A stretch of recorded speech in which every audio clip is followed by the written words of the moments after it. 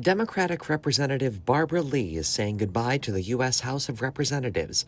Lee has always stood apart, a matter-of-fact renegade with a long list of firsts.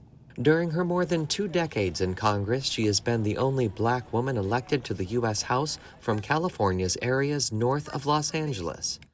A single mom and social worker by training, Lee had been a volunteer community worker with the Black Panther Party and was disconnected from politics until she met Shirley Chisholm and started working on Chisholm's 1972 campaign for the presidency.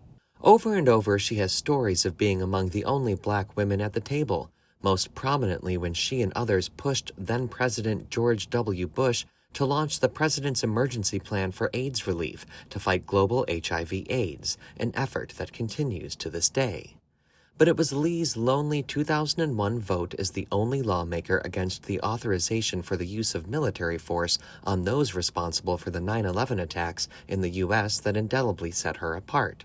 She said she was surprised as anyone at being the only vote that night against the resolution that authorized what would become America's long war, part of the global war on terror.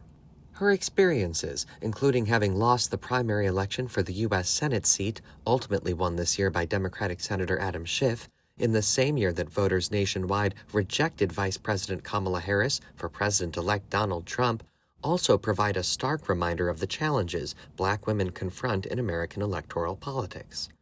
Lee notes there are now several dozen black women elected and serving in the House of Representatives, but she said still not enough to catch up for the nation's 200-plus-year history. Lee's next chapter is to be determined, and she was spending the final days of the congressional session pushing priorities out the door and finding the next generation of leaders to carry forward her unfinished business.